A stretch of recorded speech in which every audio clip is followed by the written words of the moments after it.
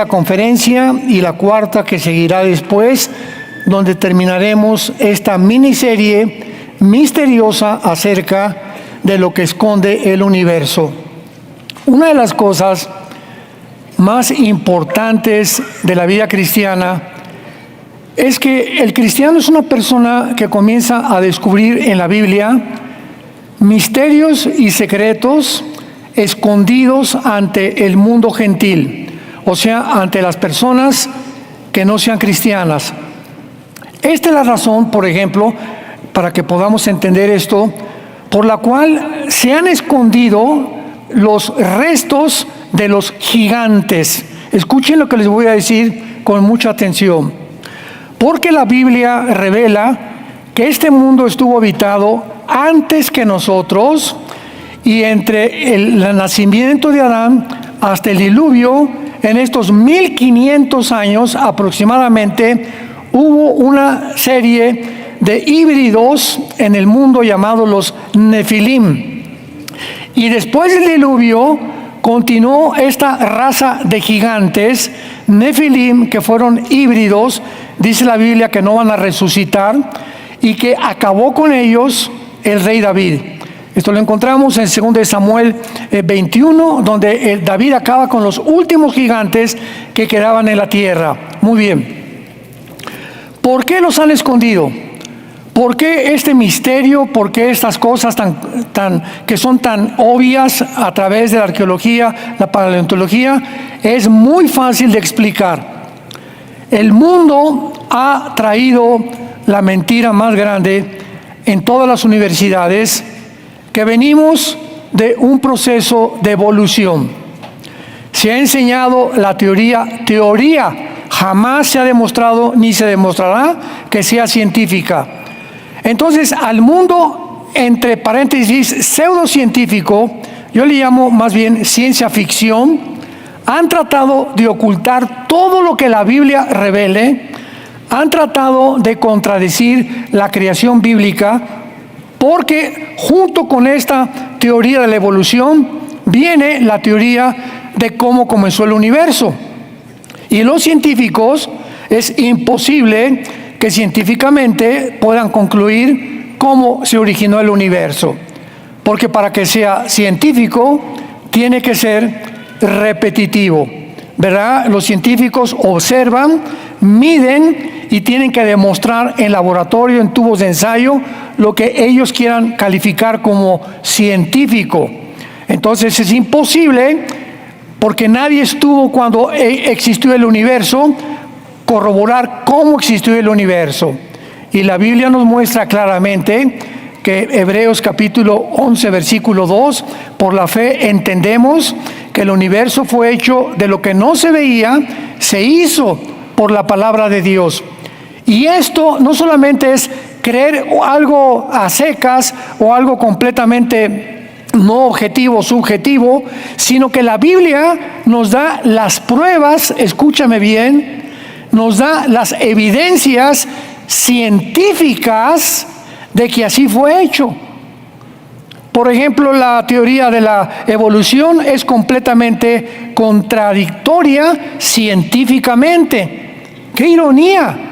La segunda ley de la termodinámica establece que todo se descompone, todo se oxida, todo se echa a perder, contradice la teoría de la evolución. La biología, a través de los aminoácidos, demuestra científicamente, la medicina, que es imposible la evolución por razón de los aminoácidos, que son los ladrillos que conforman la vida.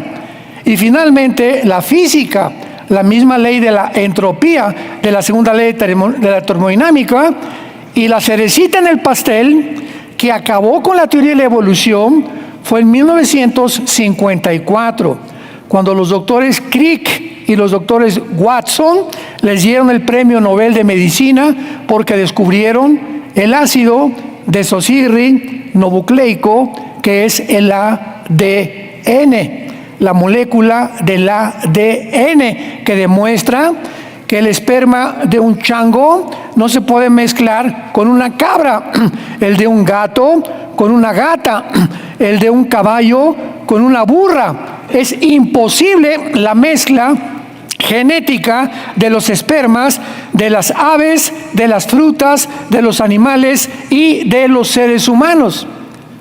Cosa que deshace totalmente, por lo cual no se ha encontrado la mutación entre una especie y otra especie. Y cuando el ser humano se ha atrevido a violar las leyes que están establecidas desde el Génesis capítulo 1, versículo 11 al 13, que Dios puso a cada cosa según su género, según su especie. Los equinos van a ser caballos, los caninos van a ser perros, otros van a ser felinos, etcétera, etcétera. Cuando vemos esto, es donde comprobamos realmente que la Biblia es más moderna que el periódico de mañana en la mañana. Entonces, al mundo científico, al mundo ateo, ahorita se llama el wokismo, o la izquierda, o el comunismo, o el socialismo, o los que están en contra completamente de todos los valores morales. Hace 3 días me entrevistaron en una cadena de televisión en Estados Unidos y me preguntaron, bueno, ¿usted cómo puede definir claramente quiénes son los buenos y quiénes son los malos ahorita en el mundo? ¿Dónde está la luz y dónde está la tinieblas? Que lo vamos a analizar profundamente. Y les dije, mire, el mundo se divide, olvidémonos ya de filosofías, democracia, demócratas, capitalistas, libre mercado, republicanos, vamos a olvidarnos de los títulos de los seres humanos. El mundo se divide simplemente sobre una base moral. Ética de conducta entre el bien y entre el mal. ¿A qué se refiere?, me preguntaron, y les contesté. Muy bien, del lado derecho estamos los que amamos la familia, los que sabemos que la familia es un papá, una mamá y niños. Esa es una familia judeocristiana de hace 6,000 años. 3, estamos en contra del aborto. Estamos en contra de la ideología de género y estamos en contra de que se enseñe a los niños de 5 años a masturbarse y a introducirlos en el sexo, cosa que es una abominación completamente tanto gentil como civil como espiritual. Y del otro lado están todos los que están en contra de esto, en contra de la familia, a favor del aborto, a favor de la ideología de género, a favor de todos los principios que establecen las bases de una sociedad. Entonces, usted dígame, le pregunté a la periodista, era una señora ya grande, ¿de qué lado está usted? Le dije, porque si me dice que es feminista, la ahorco. Después de eso, me dio mucha risa porque se quedó así como pensando, ¿de qué? Y se hizo así misma, ¿de qué lado estoy yo? Y me dice, no sé. Le digo, pues usted tiene ya que decidirse, le dije, porque usted es una periodista de un periódico bastante conocido en Estados Unidos, que usted tiene que tener ya sus convicciones morales, porque es lo último que la gente quiere aceptar. Entonces vivimos un mundo muy confundido, precisamente porque ignoran las Escrituras y el poder de Dios. Cristo estableció y atribuyó cualquier error científico, intelectual, filosófico, moral a ignorar la raíz que se encuentra en la palabra de Dios. Y así como la teoría de la evolución, tenemos la de los gigantes y tenemos también la de las pirámides. Bueno, si quieres apuntar, el mejor arqueólogo del mundo actualmente es un viejito que se llama Graham, con H intermedia, Hancock, con H y seca, Hancock. Encuéntralo en YouTube. Graham Hancock. Tiene una serie como de 7 videos. Este viejito no es cristiano. Él ha viajado toda su vida, en estos videos lo vas a ver, estudiando las ruinas de los mayas, de la pirámide de Giza, las de Machu Picchu en Perú, las de Stonehenge en Inglaterra, y todo lo que es arqueología de hace 4 o 5 mil años. Ha dado su vida investigando quién pudo cargar piedras de 12 toneladas para las pirámides de Giza en Egipto, acomodarlas de tal forma cuando hace 4.500 años aproximadamente no había ni siquiera sierras de esmeril ni de punta de diamante, donde puedes meter una hoja en medio de las dos piedras, porque además en más de 15-20 kilómetros del Cairo ni siquiera habían esas piedras. ¿A quién se le ocurrió en Machu Picchu, en Perú, subir a una colina piedras de 10-15 toneladas y hacer ahí monumentos cuando abajo los podrían haber hecho? En fin, este arqueólogo dice, es que es imposible, así concluye, que ningún ser humano se haya atrevido a hacer estos monumentos. Van en contra de la razón, en contra de la ingeniería aerodinámica, en contra de la ingeniería civil, en contra de la aerodinámica, en contra de todos los principios establecidos. No es posible que las pirámides tengan una infraestructura de impermeabilización que haya durado casi 4.000 años contra el viento, los granizos, las lluvias, cosa que no hay un solo material en el mundo actualmente que pueda contener esa resistencia. Además, ¿quién orientó a las pirámides? Al norte, al sur, al este y al oeste. Las de los mayas, las de Maya Quiché, las de Stonehenge y las de Israel y las del mundo entero.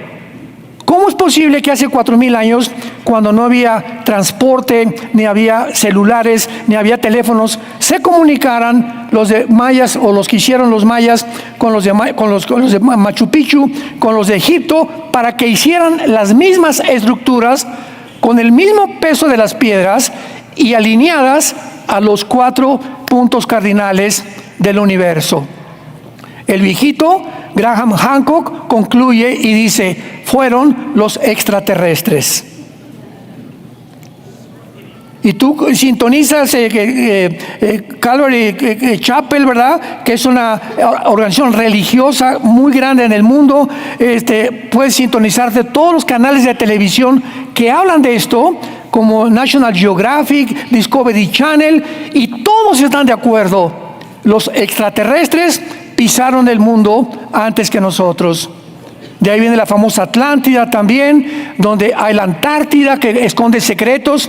Y de esta forma, todo esto está escondido porque la Biblia nos habla claramente que nuestro mundo fue habitado antes que nosotros por los ángeles caídos. Y lo encontramos, lo vamos a ver en Isaías 14, Ezequiel 28, Ezequiel 31, etcétera, etcétera, etcétera. Entonces, antes de que estuviéramos nosotros, hubo una civilización de ángeles, donde vamos a Génesis capítulo 1, vamos a comenzar desde ahí. Quiero irme con muchísima lentitud para que puedan ustedes ir absorbiendo, entendiendo, porque es un misterio el universo a la mente humana no espiritual. El capítulo 1 del Génesis, versículo 1 y 2, ya nada más entrando a abrir la Biblia, hay una gran controversia entre lo que pasó entre el versículo 1 y el versículo 2. Y entre todos los teólogos del mundo, no hay más que 2 opciones. Las vamos a ver y tú vas a probar con cuál te quieres quedar, de acuerdo al peso teológico que vamos a ofrecer y a las evidencias que vamos a ofrecer, porque así es la Biblia. Yo vengo a estudiar la Biblia y voy a un seminario fulano de tal y recibo una educación formal donde muchas cosas me esconden de versículos de la Biblia, porque había teólogos hace 40, 50 años que no lo podían explicar. Entonces yo tengo la responsabilidad, como estudiante de la Biblia, amante y apasionado por la verdad, de escudriñar, de investigar, de inquirir y de buscar respuestas. Porque esa es la responsabilidad. Siempre que voy a un seminario teológico de estudiantes, que me gusta muchísimo, les digo eso a los estudiantes. No se queden, al salir del seminario, ya eres doctor en teología, ya tienes un máster en teología, ya tienes esto. No se queden ahí. Sigan investigando, sigue estudiando, sigue buscando, porque nunca dejaremos de ser discípulos. Nunca, ni en la otra vida tampoco. Dice Isaías capítulo 2, versículo 2, que vamos a ir al monte de Jehová en el milenio a seguir oyendo a Jesucristo, seguir enseñándonos. Así que siempre estamos dispuestos a ¿qué cosa? A aprender. Porque si te cierras, no, ya lo sé todo y esto yo nunca lo había oído, bueno, pues ahí quédate, no hay ningún problema. Y quédate en ese escalón y no te gradúes en otro más, que Dios quiere que tú subas en la profundidad del conocimiento espiritual. En el principio Dios creó los cielos y la tierra. Muy bien. Esta palabra principio, ¿a qué se refiere? Porque en Juan dice, en el principio era el verbo era Dios, y el verbo era con Dios. Lo vamos a Primera de Juan capítulo 1, lo que era desde el principio, lo que hemos visto con nuestros ojos, lo que palparon nuestras manos tocante al verbo de vida, porque la vida, escribe Juan, la vida fue manifestada y la hemos visto y la hemos tocado. Se refería a la persona de Jesús. Y esta vida fue manifestada para que tengamos comunión unos con los otros. Entonces vemos en tres partes de la Biblia la palabra principio. Génesis 1 en la creación, Juan capítulo 1 en el principio del verbo, que está hablando que Jesucristo desde el principio existe, y en 1 de Juan lo que era desde el principio, o sea, confirmando el apóstol Juan que Jesucristo es eterno. Muy bien, hasta ahí pues no creo que haya problema. Entonces, en el principio Dios creó los cielos y la tierra.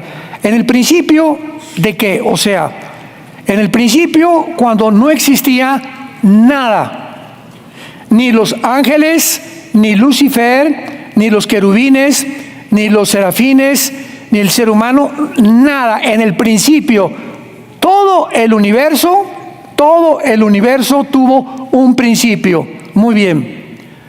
De acuerdo a la física, si tuvo un principio, tiene que tener un fin. Lo que comienza, tiene que terminar. Y lo corrobora la física y lo corrobora la Biblia. Vamos a brincarnos rápidamente a Hebreos capítulo 1. La física, la ley de la física, que son las leyes más donde todas las demás leyes están basadas en la ley de la termodinámica.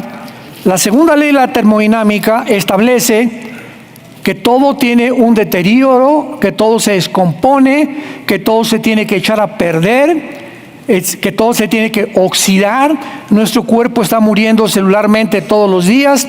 Esto establece la física. Ahora vean que la Biblia se adelantó casi 2000 años a la primera y segunda ley de la termodinámica. Hebreos capítulo 1, versículo 10. Escucha. Tú, oh Señor, en el principio fundaste la tierra, y los cielos son obra de tus manos. Ellos perecerán, mas tú permaneces. Todos ellos envejecerán como una vestidura. Como un vestido los envolverás y serán mudados. Pero tú eres el mismo y tus años no acabarán. Aquí, damas y caballeros, santos de Dios, hace 2000 años, la Biblia se adelantó a lo que se descubrió casi 2000 años después con la ley de la termodinámica, que el universo se tiene que acabar, que el universo no es infinito, ni tampoco, escuchen, ni tampoco la distancia del universo. Una vez le pregunté a una persona, ¿tú crees que el universo es infinito, o sea que no tiene fin? Sí. Le dije, pues no, porque la Biblia nos muestra que es como una tela, lo vamos a ver, que es como algo que Dios hizo y se tiene que llegar a un fin. ¿Por qué tiene que llegar a un fin? porque el pecado tiene que acabar. Y vamos a descubrir en este estudio del misterio del universo que hay el tercer cielo, el segundo cielo y el primer cielo. El primer cielo es la atmósfera, que tiene una distancia aproximada de la corteza terrestre de 8 kilómetros, 8,000 metros. Al llegar a los 7,500 o 8,000 metros ya no puedes respirar. Por eso hay montañas, creo que hay algunas más altas que necesitan ya oxígeno al subir, por ejemplo, las montañas del Everest, ¿verdad? Y de ahí, ¿qué sigue de la atmósfera? Sigue una capa grandísima de oscuridad. Se le conoce como el espacio sideral.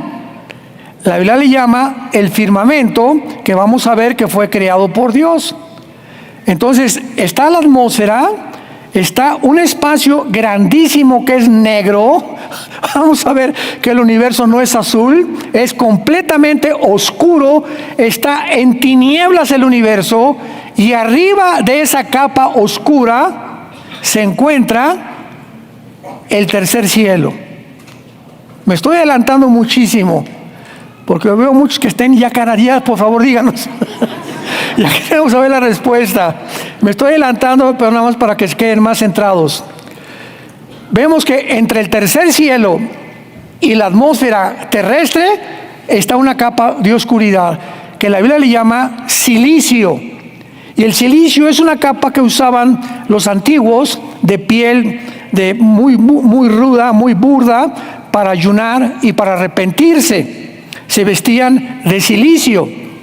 Entonces Dios puso como una capa de silicio entre Él y nosotros para que no nos acercamos a Él. No podemos llegar de la tierra al tercer cielo porque la carne y la sangre no pueden heredar la corrupción. Solo los ángeles pueden atravesar la capa del espacio sideral a la tierra y viceversa. Pero nosotros como seres humanos estamos limitados bajo la atmósfera, por lo cual vamos a demostrar que la vida en el espacio sideral es imposible y nunca conquistaremos el espacio. Porque esa zona está prohibida, está oscura, está en tinieblas, porque Dios nos dio la tierra, nos dio la atmósfera y debajo de la tierra para que pudiéramos nosotros en este planeta subsistir. Muy bien, regresamos a Génesis 1. Y entonces, en el principio Dios creó los cielos y la tierra. Vemos entonces que es importante, todo tuvo un principio. No hay nada que haya existido eternamente, solo Dios es eterno. Pero todo lo que existe tuvo un principio, todo tiene que terminar. El sol pierde millones de toneladas masa cada segundo. Tú levantas hoy en la noche la vista al cielo y ves las estrellas que ya no existen. Lo que tú estás viendo es una luz, y esa estrella que tú crees que estás viendo tiene 15 millones de años que ya desapareció. Pero como la luz viaja de tal manera en el espacio que lo que estás viendo es la luz de una estrella, de un objeto que ya desapareció. Entonces, así podemos nosotros entender tantas cosas, que en el principio Dios hizo los cielos y la tierra. Muy bien, antes de pasar al versículo 2, que es donde se encuentra todo el meollo y toda la clave de todo este estudio, Génesis 1:2, quiero compartirles lo siguiente. En el principio Dios hizo los cielos y la tierra. En el hebreo dice Bereshit bara Elohim hasamayim et eretz. 7 palabras en hebreo. El versículo 1 tiene 7 palabras en hebreo. Síganme con mucho cuidado. No son cuernos, ¿eh? Lo me sacan, el hermano dice sacó cuernos. La palabra del medio, ETH, en el hebreo, la palabra del medio, o sea, vemos que son 3 a la izquierda y 3 a la derecha, y vemos desde el versículo 1 el candelero, la luz. En medio es Jesús, 3 a la derecha y 3 a la derecha son 6. El 6 es el número del ser humano. Jesús en medio del hombre es el que lleva a la humanidad a la estatura completa. Sin Jesús estás incompleto. Bueno, eso es una cosa nada más. Entonces vemos nosotros que esa letra del medio, ETH en el hebreo, es la letra que significa el alfa y la omega. Ahí está el primer versículo de la Biblia, que durante todo el Antiguo Testamento, yo soy el alfa y el omega. Viene Jesucristo y se atribuye y se adjudica este título: yo soy el alfa y la omega. Entonces, desde el principio de la Biblia, nosotros encontramos que realmente el alfa y la omega, el principio y el fin, es Dios. Y deja su marca desde el primer versículo de la Biblia para decirnos qué cosa. Muy bien. Si desde el principio Jesucristo deja un sello en la letra de en medio de este versículo, yo soy el alfa y el omega, que es la primera letra del alfabeto griego y la otra del griego, la última del griego, está diciéndonos Dios: si yo soy el principio, solo yo les puedo revelar el principio. Obvio. Y solo yo, si soy el principio, y si yo hice el universo, les puedo revelar el final. Yo soy el alfa y el omega, el principio y el fin. ¿Dónde? Vengan a la Biblia y van a encontrar la revelación que no encuentran en ninguna librería de los billones de volúmenes de literatura que hay. Y les voy a mostrar cómo estuvo la situación y por qué se encuentran como se encuentran ahorita. Y les voy a decir cronológicamente, apegado a la historia humana, todos los imperios que va a haber hasta que venga el anticristo, todo lo que va a suceder en el mundo, lo que está pasando ahorita en esta última semana, para que ustedes, al checar la Biblia, dijo Jesús en Juan, se acuerden que yo se los dije anticipadamente y crean que yo soy. Más evidencias no podemos tener. Esta semana nos han llovido, como ustedes no se imaginan, personas que quieren entrevistas, podcasts de lo que está pasando en el Medio Oriente.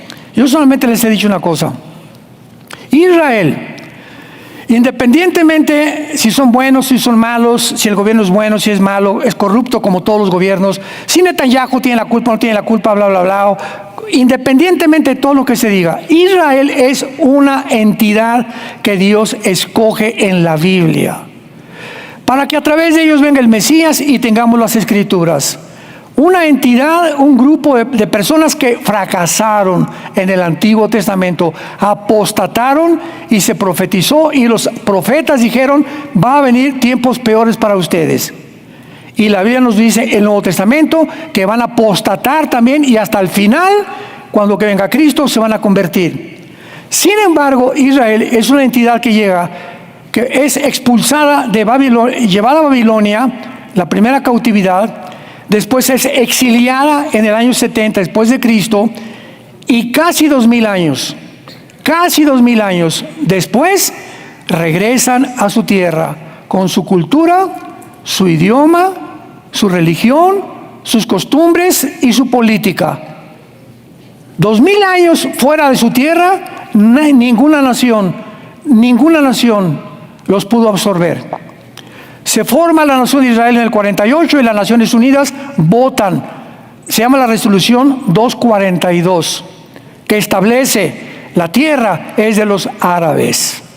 Y sin embargo, a pesar de esta resolución, en el 48 los atacan, en el 56, en el 67, en el 73, y los siguen atacando. Es la única nación del mundo que no ha podido vivir un solo día en paz.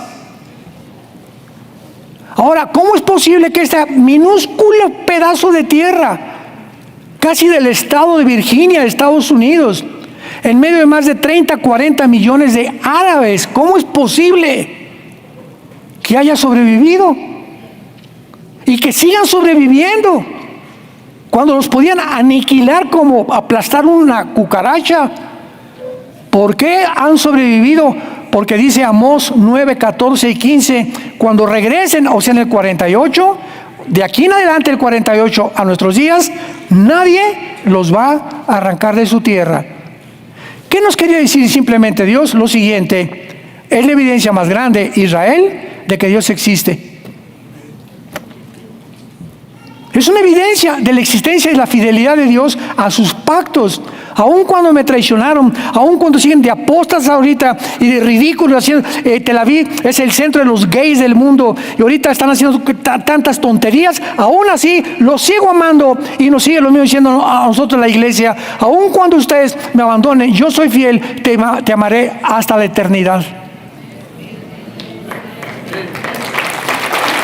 Gracias, Señor. Gracias por tu misericordia. Gracias porque a pesar de que somos infieles, Él sigue siendo fiel. Eso es lo que nos está demostrando Dios, haciendo nada más como una prueba de por qué Israel sigue sobreviviendo. Muy bien, entonces al principio Dios crea los cielos y la tierra. La letra del medio es el alfa y el omega, es el principio antes de que creara Dios nada. Y entonces en el versículo 2, de una forma abrupta, de una forma intempestiva, de una forma completamente desconocida, que va en contra de cualquier ley gramatical, se establece que la tierra estaba, vean ustedes en primer lugar, desordenada y vacía. Y vamos a ver en Isaías 45 que Dios no creó la tierra desordenada y vacía. ¿Cómo puede Dios, un Dios perfecto, crear algo desordenado y vacío? Y es interesante las dos palabras hebreas que se usan aquí: tohu, T-O-H-U, bohu. Tohu, bohu, desordenada y vacía, que significa semidestruida, desolada, completamente desértica, sin absolutamente nada que pudiera sobrevivir. La tierra estaba en un estado caótico.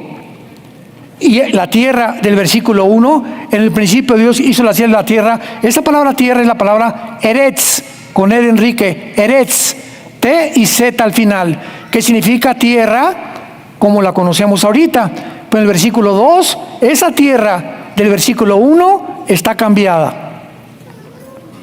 En un estado caótico, y se agrega, y además las tinieblas.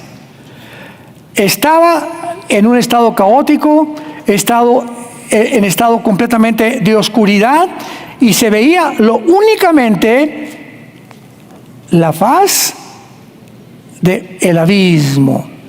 El abismo, de acuerdo a Cristo en el Nuevo Testamento, es la prisión de los demonios, la prisión de muchos de los ángeles caídos. Entonces vemos nosotros que encontramos una tierra completamente desordenada, vacía, desértica, con tinieblas, con el abismo, y al mismo tiempo, en este estado en que estaba la tierra, el Espíritu de Dios se movía sobre el globo terráqueo, dice la Biblia, el Espíritu de Dios sobre las aguas. ¿Las aguas? ¿Quién inundó la tierra? Porque ya en los siguientes versículos Dios tiene que quitar el agua para que surja la tierra. En el versículo 1 no estaba tapada de agua la tierra, era la palabra eretz. Y es interesante que cuando dice el Espíritu de Dios se movía sobre las aguas, la palabra movía es la palabra en el hebreo que significa merachepet, como suena merachepet en el hebreo. Y es la palabra que se usa de una gallina cuando se pone sobre sus huevos y los empolla. O sea, el Espíritu Santo parecía, es la imagen que se nos da, como una gallina sobre sus huevos empollándolos. Ya ven que la gallina llega y se pone sus huevitos, ¿verdad? Porque no pueden empollar si no están debajo de la gallina. Entonces el Espíritu Santo se sentó como una gallina sobre el mundo y le dio la vida al planeta Tierra. Cuando profundizamos la Biblia encontramos tantas cosas tan maravillosas. Pero veamos entonces a continuación claramente cómo podemos contener todos estos misterios.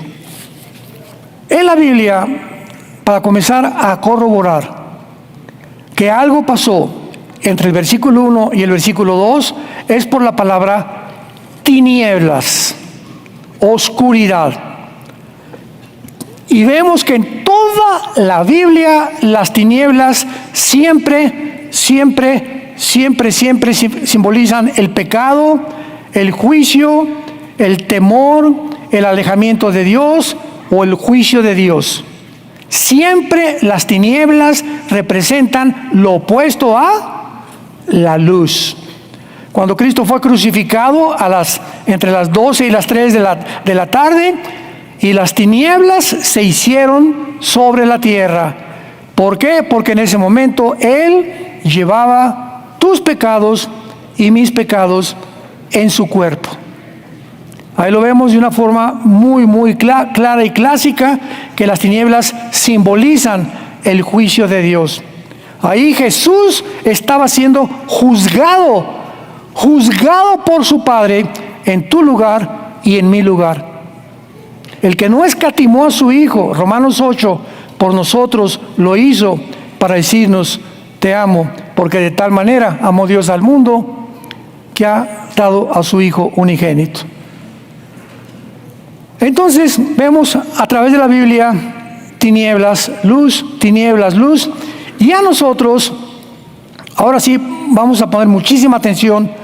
Nosotros los seres humanos, antes de que recibiéramos a Cristo, estábamos así, amalgamados.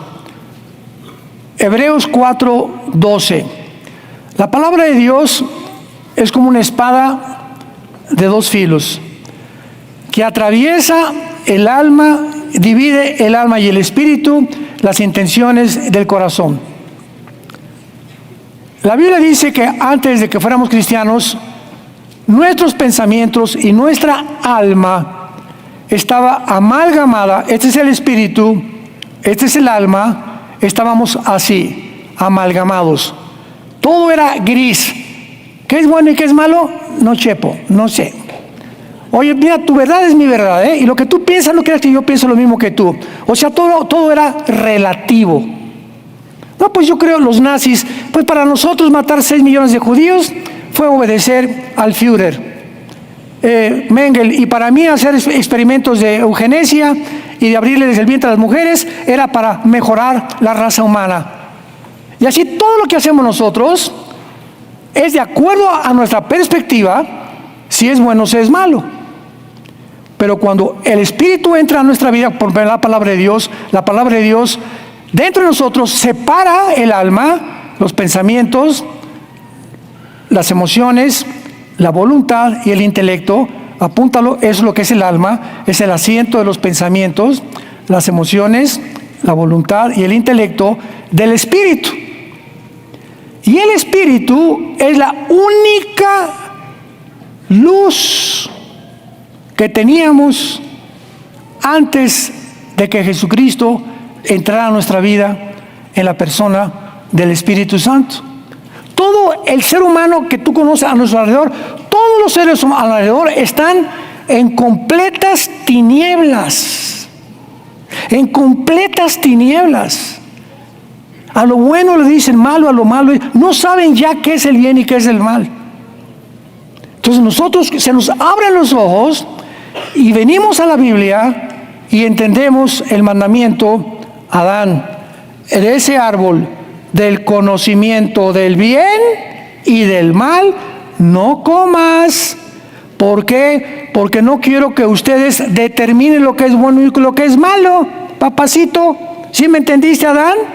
Sí, entonces obedéceme. Pero agarraron, comieron la fruta del árbol y el ser humano se llenó de tinieblas, y ahora desde entonces el ser humano necesita que la luz vuelva a entrar a nuestra vida para que sepamos qué es la vida, qué es el universo, qué es una familia, cuáles son mis responsabilidades como esposo, con mis hijos, cómo manejo mis negocios, cómo debo de conducirme, a quién le debo dar mi prioridad, ¿cuál debe ser el objeto principal para mi existencia? Y la respuesta es Dios. Mateo 6:33, mas buscad primeramente, búsquenme, ven a mi palabra diario, ten comunión conmigo diario. Y llega, ¿sabes qué te digo, Pepito? Carmelita, Pancho, Don Pancho, Doña Chole, que todo lo demás te lo doy por añadidura. Yo sé lo que necesitas. Yo sé con quién te tienes que casar, el hombre con el quien tienes que casar. No busques a tu novio en la discoteca, por el amor de Dios. Ni a tu novio en una disco, ni en una fiesta. No busques en lugares donde no vas a encontrar lo que yo tengo para tu vida. No andes buscando, búscame a mí. Y en charola de plata te lo regalo. Tu gansito marinela.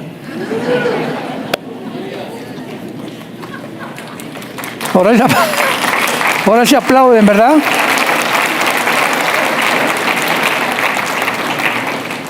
Entonces ya estamos comenzando a entender que vivimos en un universo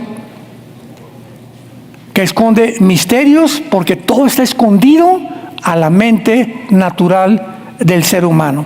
Vayamos rápidamente a la primera carta a los Corintios, capítulo 2, y veamos de qué forma tan excelsa el apóstol Pablo nos revela esto que el ser humano no comprende si no tiene al Espíritu de Dios. Vas a entender tantas cosas hoy de por qué funciona como funciona el mundo espiritual. 1 Corintios 2, versículo 10 en adelante. Pero Dios nos las reveló. O sea, ¿qué cosas nos revela Dios? Cuando ya somos cristianos, las cosas escondidas que estaban en tinieblas. Lo que el mundo, a través de la investigación científica y a través de la ciencia, no puede descubrir. Pero a Dios nos las revela a nosotros. Nos las da a conocer. ¿En dónde? En la Biblia. Por el Espíritu. Si no tienes el Espíritu, siempre tu vida será en tinieblas. Siempre vivirás en la vida dando golpes acá y dando golpes acá. Un marido, dos maridos, una esposa, dos esposas, tres esposas, cuatro esposas, dinero, tanteando, buscando, creyendo que en eso que tú estás por tus tinieblas te van a dar la felicidad o vas a descansar. Nunca llegarás al conocimiento de la verdad, porque sigues en tinieblas. Solo el Espíritu te puede despertar la mente y mostrarte el camino, porque el Espíritu todo lo escudriña, aún lo profundo de Dios. Y hace una pregunta el apóstol Pablo: ¿quién de los hombres sabe las cosas del hombre, sino el Espíritu del hombre que está en él? Esta pregunta, si hay psiquiatras que nos visitan o que nos escuchan, o si hay psicólogos que nos escuchan, te pregunto, ¿verdad? Un señor llamado Freud, a principios del siglo XX, trató de meterse en la mente humana y descubrir cómo funciona la mente humana para poder mejorar la conducta del ser humano. Y entonces usó y dijo que la mente humana tenía consciente, subconsciente y consciente. Y que a través del hipnotismo, porque no tenía otro método para poder llegar a su conclusión, hipnotizaba a sus pacientes de histeria, enfermos de histeria, y cuando los regresaba a los 5 sentidos, creía él que mientras estaban hipnotizados los podía curar. Sin embargo, este mismo Freud era un hombre que a las 2, 3 de la mañana, el investigador se levantaba empapado en sudor, gritando a su esposa: hay alguien ahí, mi amor, no es la escoba que está ahí recargada. Lo mismo que Hitler. ¿Había alguna relación entre Freud y Hitler? Bueno, uno fue asesino y el otro fue un investigador, pero los dos estaban creyendo que veían cosas fuera de lo normal, que les quitaba el sueño, les quitaba la paz y no podían solucionarlo. Entonces él creyó que en la mente, en la psique, el problema humano se encontraba. Carlos Marx, no, el problema está en la lucha de clases. Sí, el proletariado derriba a la burguesía y a los ricos y a los que tienen todo, les quitamos y nos subimos al trono nosotros, vamos a repartir el dinero, va a haber igualdad y el mundo tendrá paz. Otro que ofrece otra solución, que el siglo XX cobró más de 80 millones de personas. Y finalmente tenemos a William Shakespeare, el filósofo inglés. No, el defecto trágico es el problema del ser humano. Y así vamos a buscar. Buda salió de su palacio, Gautama Buda, para buscar en el mundo el origen del sufrimiento. Regresó más gordito que nunca. Mahoma tuvo unas revelaciones que se le apareció, dizque el ángel Gabriel, en estado de catalepsia, en estado completamente anormal de conducta, donde desarrolla una conducta en su libro del Corán de la mitad para adelante, en que si tú no eres del Islam, te mueres y te corto la cabeza. Entonces podemos examinar todo lo que el mundo nos ha ofrecido y el mundo está en tinieblas. El mundo está en tinieblas. Ahora lo explica aquí el apóstol Pablo para acabar, versículo 12. Y nosotros no hemos recibido el espíritu del mundo, que es el espíritu de las tinieblas, sino el espíritu que proviene de Dios, para que sepamos lo que Dios nos ha concedido, lo cual hablamos con palabras enseñadas por sabiduría humana, sino con las que enseña el espíritu, acomodado lo espiritual y espiritual. Versículo 14 es la clave. Versículo 14, pero el hombre natural es la persona que no tiene la luz, que no tiene a Cristo, que no ha nacido de nuevo. Esa persona no percibe las cosas que son del Espíritu de Dios, porque para él son, claro. Oye, ¿cómo es que la Biblia, y Dios manda a matar a los cananitas, y pura sangre en la Biblia, y llena de contradicciones? Burro, porque necesitas luz. Te metes a una cueva a descubrir tesoros sin una lámpara.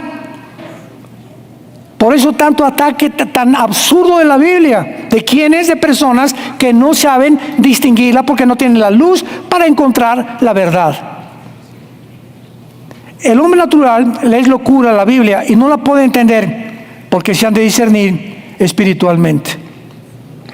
Así pues hemos dado un paso muy grande a través de este estudio y de esta serie que vamos a seguir desarrollando para que vayamos comprendiendo cada vez más a todos ustedes que aman la verdad, que son apasionados por la verdad, que no están conformes con me gradué del IT.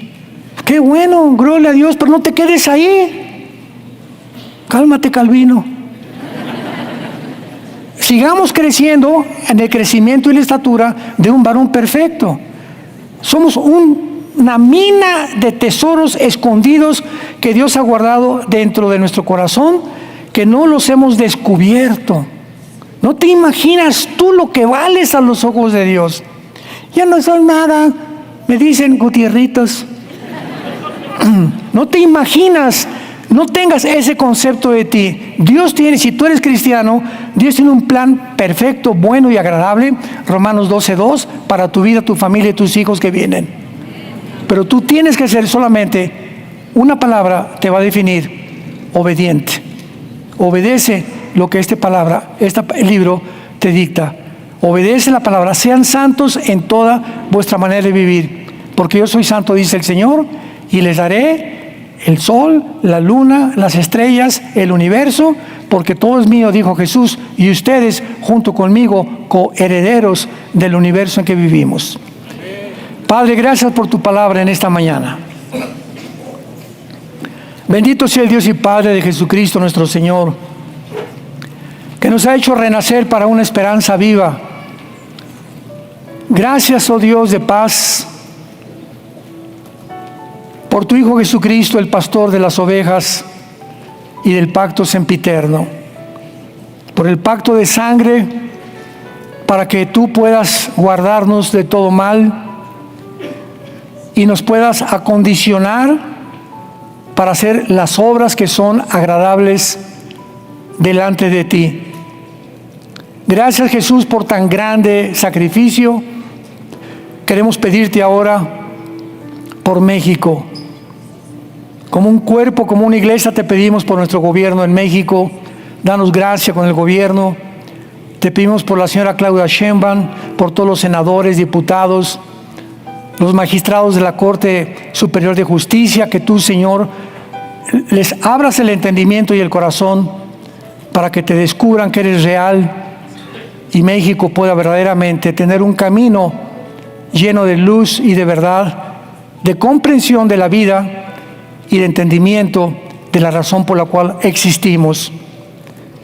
Y si hay alguien en esta mañana que no tenga a Jesucristo en su vida, simplemente dile: Jesús, mi vida está en tinieblas, lo reconozco, y tú eres la luz del mundo, y tú dijiste que el que te siga nunca permanecerá en esas tinieblas. Entra a mi vida, Jesús, en este instante, como mi Señor y mi Salvador. Creo que pagaste con tu sangre en la cruz por mis pecados y que resucitaste a los 3 días. Gracias por tan grande salvación.